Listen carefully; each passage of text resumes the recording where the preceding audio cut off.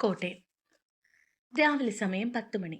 അവിടെ ഒരു നല്ല കോഫി ഷോപ്പിൽ ഇരിക്കുകയാണ് നമ്മുടെ നായകൻ ഹർഷിത് സത്യ എന്ന ഹർഷൻ. ബാങ്കിൽ നിന്നുള്ള കോള് കണ്ടതും അവൻ മുഷിച്ചിലോടെ ഫോൺ എടുത്തു. എന്നിട്ട്, എന്ത് ശരണ്യ? സോറി സർ, ഇന്ന് ആഫ്റ്റർനൂൺ മീറ്റിംഗ് ഉള്ളതല്ലേ, സാറിനെ കണ്ടില്ല. അതാണ് ഞാൻ. ഓക്കെ, ഞാനിന്ന് വരും. ഇപ്പോൾ ഒരു മീറ്റിങ്ങിലാണ്. Okay sir.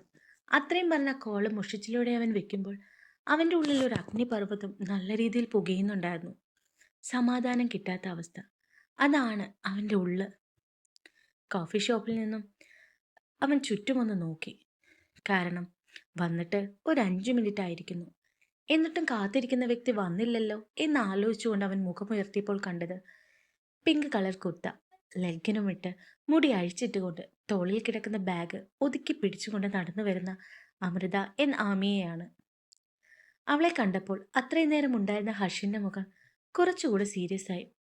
എന്നാൽ അവൻ്റെ ദേഷ്യം കണ്ടിട്ടും അവൾ വിടരുന്ന തരത്തിലുള്ള ഒരു ചിരിയോടെ അവന് മുന്നിലുള്ള ചെയറിൽ വന്നിരുന്നിട്ട് പുഞ്ചിരിയോടെ അവൾ ചോദിച്ചു, എന്താ ഹർഷേട്ട വരാൻ പറഞ്ഞത്? കല്യാണത്തിനുള്ള സാധനങ്ങൾ വാങ്ങാൻ പോയേക്കുമായിരുന്നു ഞാൻ. പിന്നെ ഏട്ടൻ വിളിച്ചതുകൊണ്ട് മാത്രമാണ് വന്നത്. എന്താ പ്രശ്നം? ചിരിയോടെ പറയുന്നവളെ കണ്ടതും ഹർഷിൻ്റെ ഉള്ളിൽ ദേഷ്യം നിറഞ്ഞു. അപ്പോഴേക്കും അവിടെ അവനുള്ള കോഫി വന്നു. അത് കുടിക്കാൻ പോലും ശ്രമിക്കാതെ അതേ ദേഷ്യത്തോടെ അവൻ, കാര്യം എന്താണെന്ന് ആമി, അമൃതയ്ക്ക് അറിഞ്ഞൂടെ? അവൻ പെട്ടെന്ന് ആമി എന്ന് വിളിച്ചതും അവൻ്റെ മുഖം ഒന്ന് പ്രകാശിച്ചു. അത് കണ്ടതും അവന് വല്ലാത്ത ദേഷ്യം തോന്നി. അമൃത, തന്നോട് ഞാൻ പറഞ്ഞതല്ലേ ഈ കല്യാണത്തിന് സമ്മതിക്കരുത് എന്ന്. അങ്ങനെ സമ്മതിക്കരുത് എന്ന് പറയാൻ എന്താണ് കാരണം? അവളും മറു ചോദ്യം ചോദിച്ചു. കാരണം ഞാൻ നിന്റെ ചേച്ചിയുടെ ഭർത്താവായതുകൊണ്ട്. ഇപ്പോഴല്ലല്ലോ. അവൻ്റെ വാക്കുകൾ ഇഷ്ടപ്പെടാതെ അവൾ എതിർത്തു. അമൃതേ, ചുമ്മാ ഇന്ന് തന്നെ കല്യാണത്തിന് സമ്മതമല്ലെന്ന് അമ്മാവനോട് പറയണം. ഹർഷേട്ടന് പറഞ്ഞൂടെ? എനിക്ക് പറയാൻ കഴിയില്ല. അവൾ എതിർത്തുകൊണ്ടിരുന്നു.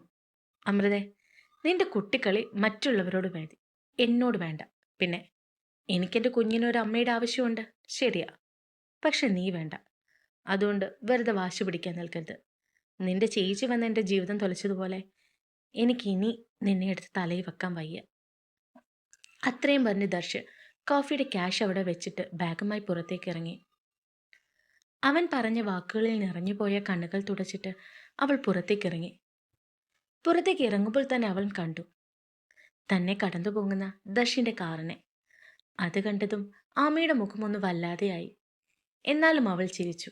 അവളുടെ മുഖത്തുള്ള ആ കുസൃതി ചിരി അവിടെ സ്ഥാനം പിടിച്ചു. ബാങ്കിൽ ചെന്ന ഹർഷ് മീറ്റിങ്ങിലുള്ള കാര്യങ്ങളെല്ലാം തന്നെ ചെയ്തു. മീറ്റിംഗ് കഴിഞ്ഞ് എല്ലാ ഫയലുകളും ചെക്ക് ചെയ്തിരിക്കുമ്പോഴും അവൻ്റെ മനസ്സാകെ അസ്വസ്ഥമായിരുന്നു. കണ്ണുകൾ അടച്ച് അവനൊന്നിരുന്നു. എന്നിട്ട് സൈഡിലായി വെച്ചിരിക്കുന്ന ഫോട്ടോ നോക്കി. അവൻ്റെ കുഞ്ഞ്, 2 വയസ്സുകാരി അല്ലി എന്ന ആലിയ. അതോടെ കണ്ടതും അവൻ്റെ കണ്ണുകൾ ഒന്നും കൂടെ നിറഞ്ഞു. പിന്നെയും സമയങ്ങൾ കടന്നുപോയി. വൈകുന്നേരം 4:30 ആയപ്പോഴാണ് അവൻ്റെ ഫോണിലേക്ക് ഒരു കോൾ വരുന്നത്. രഘുമാമൻ. ഇഷ്ടക്കേട് തന്നെയാണ് അവൻ ആ ഫോൺ എടുത്തത്. എന്നാൽ അവിടെ നിന്നുള്ള മോനെ എന്ന വിളിയിൽ അവനൊന്നും മിണ്ടാൻ കഴിഞ്ഞില്ല. പകരം, എന്താ മാമ? മോൻ എപ്പോഴാ വരുന്നത്? ഞങ്ങൾ ഇറങ്ങുക കേട്ടോ. അല്ലിമോളും ആമിയും ദേവി ചേച്ചിയുടെ കൂടെ വരുമെന്നാ പറഞ്ഞത്. അതാണ് ഞങ്ങൾ വിളിച്ചത്. അയാളുടെ വാക്കുകൾ കേട്ട് ദർശന്റെ ദേഷ്യം കൂടി. എന്നിട്ട് വരാമെന്ന് പറഞ്ഞു വെക്കുമ്പോൾ ഹർഷിന് ആമിയോടുള്ള ദേഷ്യം കൂടുകയായിരുന്നു. സമയം പിന്നെയും കടന്നുപോയി. 5 മണിയായിട്ടും ഓഫീസിൽ നിന്ന് ഇറങ്ങാതെ ഇരിക്കുന്ന ദർശനെ കണ്ടതും ശരണ്യ വന്ന് അവൻ ഇറങ്ങുന്നില്ല എന്ന് ചോദിച്ചപ്പോഴാണ് അവനും ഇറങ്ങാൻ തീരുമാനിച്ചത്. തൻ്റെ കാറെടുത്ത് വീട്ടിലേക്ക് പോകാൻ തുടങ്ങുമ്പോൾ തന്നെ അമ്മയുടെ കോളും വന്നു. എന്നിട്ട് വേഗം ഡ്രസ്സ് എടുത്തിട്ട് അവർ അവനു വേണ്ടി കാത്തു നിൽക്കുകയാണ് എന്ന് പറഞ്ഞതിനാൽ അത് എതിർക്കാനാകാതെ വണ്ടിയുടെ സ്റ്റിയറിംഗിലേക്ക് അടിച്ചവൻ തൻ്റെ ദേഷ്യം തീർത്തു. ഇഷ്ടക്കേടുകൂടെ കാർ ഓടിക്കുമ്പോൾ അവൻ്റെ ഉള്ളിൽ 3 വർഷങ്ങൾക്ക് മുമ്പ് താൻ ഒരു പെൺകുട്ടിയെ വിവാഹം കഴിച്ച ദിവസത്തെ കാര്യങ്ങളായിരുന്നു. മുല്ലത്ത് തറവാട്ടിലെ സത്യദേവിൻ്റെയും ശ്രീദേവിയുടെയും ഒരേ ഒരു മകനാണ് ഹർഷൻ. അവനൊരു ബാങ്ക് മാനേജറാണ്. ശ്രീദേവിയുടെ അനിയനാണ് രഘുരാമൻ. അയാൾ ഒരു പഞ്ചപാവമാണ്. ഭാര്യ 10 വർഷങ്ങൾക്ക് മുമ്പേ മരിച്ചു പോയതാണ്. മാത്രമല്ല ഹർഷിൻ്റെ അമ്മയുടെ പെറ്റുകൂടെയായ രഘു അങ്ങനെ തന്നെ മൂത്ത മകളായ അഞ്ജലിയെ ഹർഷിന് വേണ്ടി വിവാഹം കഴിപ്പിക്കണം എന്ന ഏറ്റവും ആഗ്രഹവും ശ്രീദേവിക്കായിരുന്നു. എന്നാൽ ഹർഷിൻ്റെ അച്ഛനായ സത്യയ്ക്ക് ഇതൊന്നും വലിയ പ്രശ്നമായിരുന്നില്ല. തൻ്റെ മകനും ഭാര്യയും സന്തോഷമായിരിക്കണം എന്നതിലല്ലാതെ അതിൽ കൂടുതലൊന്നും അദ്ദേഹം ചിന്തിച്ചിരുന്നില്ല. അങ്ങനെ ആഡംബരമായി അഞ്ജലിയും ഹർഷുമായുള്ള വിവാഹം നടന്നു. ആദ്യമൊക്കെ കുറച്ച് ഇഷ്ടക്കേടുകൾ ഉണ്ടായിരുന്നുവെങ്കിലും ഹർഷും അഞ്ജലിയും സന്തോഷത്തോടെയായിരുന്നു അവരുടെ ജീവിതം മുന്നോട്ട് കൊണ്ടുപോയത്. എന്നാൽ ഒരു വർഷമാകുന്നതിന് മുമ്പ് തന്നെ അഞ്ജലി ഗർഭിണിയായി. അതായിരുന്നു പല പ്രശ്നങ്ങളുടെയും തുടക്കം. ഡെലിവറിക്ക് ശേഷം ആ കുഞ്ഞിനോട് ഒരിത്തിരി സ്നേഹം പോലും അഞ്ജലി കാണിച്ചില്ല. എന്നാൽ എല്ലാവരും അതൊരു പോസ്റ്റ്മോർട്ടം ഡിപ്രഷൻ ആകും എന്ന രീതിയിൽ കിട്ടുകളഞ്ഞു. പക്ഷെ കുഞ്ഞിന് 8 മാസമായ ദിവസം രാവിലെ ഉണർന്ന് കരയുന്ന കുഞ്ഞിനെ അഞ്ജലിയുടെ കയ്യിൽ ഏൽപ്പിക്കാൻ വേണ്ടി എല്ലാവരും അന്വേഷിക്കുമ്പോഴാണ് അഞ്ജലിയുടെ മിസ്സിംഗ് എല്ലാവരും അറിഞ്ഞത്. ഉടനെ പോലീസ് സ്റ്റേഷനിൽ വിവരം അറിയിച്ചു. അന്ന് വൈകിട്ട് തന്നെ സ്റ്റേഷനിൽ നിന്ന് അവരെ കിട്ടിയ കാര്യം അറിയിച്ചു. സ്റ്റേഷനിലെത്തിയ ഹർഷൻ കാണുന്നത് ഒരു ചെറുപ്പക്കാരനൊപ്പം നിൽക്കുന്ന അഞ്ജലിയായിരുന്നു. അവിടെ ചെന്ന ഹർഷൻ അറിഞ്ഞത് ഞെട്ടിക്കുന്ന ഒരു കാര്യം തന്നെയായിരുന്നു. അഞ്ജലി തൻ്റെ ഇഷ്ടപ്രകാരം താൻ സ്നേഹിക്കുന്നവൻ്റെ കൂടെ ഇറങ്ങിപ്പോവുകയായിരുന്നു. വേദനയോടെ ആണെങ്കിലും അവളെ തിരികെ വരാനായി അവൻ പറഞ്ഞു. ഒരു പ്രശ്നവും ഉണ്ടാകില്ല എന്ന്. കുഞ്ഞിനു വേണ്ടി അതിനെ താനെല്ലാം ക്ഷമിക്കാൻ തയ്യാറാണെന്നും ഹർഷ് പറഞ്ഞു.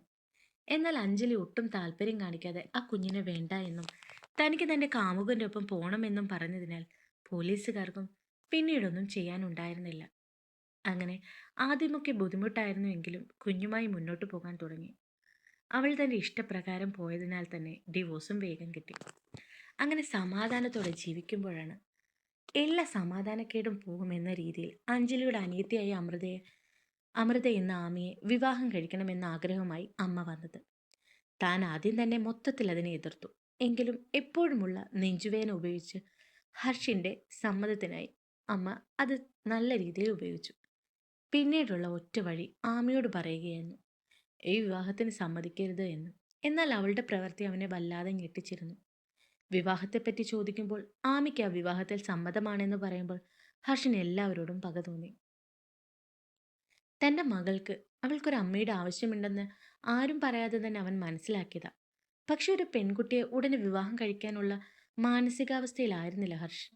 ഇപ്പോഴാണെങ്കിലോ അവനെ ചതിച്ചവളുടെ അനിയത്തിയാണ് ഇപ്പോൾ അവന് ഭാര്യയായി വരാൻ പോകുന്നത്.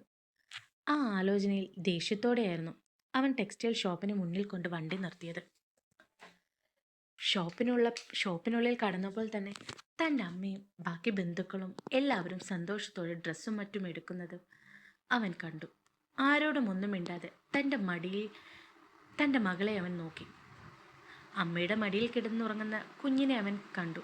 കുഞ്ഞ് നല്ല ഉറക്കത്തിലാണ് എന്ന് മനസ്സിലായതും അവൻ ആദ്യം തിരക്കിയത് ആമിയെയായിരുന്നു.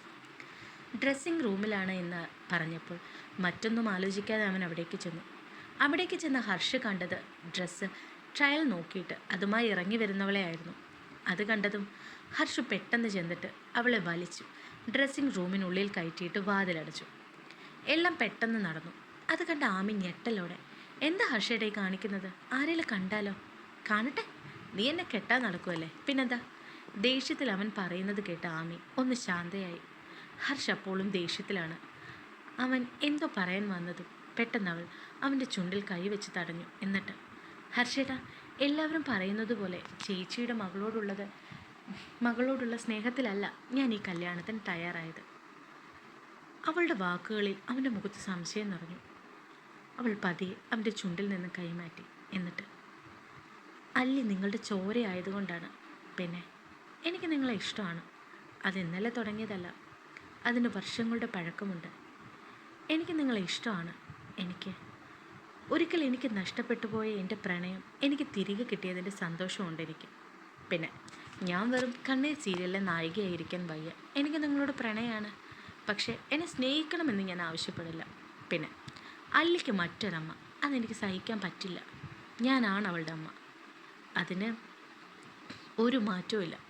കാരണം നിങ്ങൾക്കൊരു മകൾ ജനിച്ചപ്പോൾ എനിക്ക് തോന്നിയത് അത് എൻ്റെയും മകളാണ് എന്ന്. അതുകൊണ്ട് ഈ കല്യാണത്തിൽ നിന്ന് ഞാൻ പിന്മാറില്ല.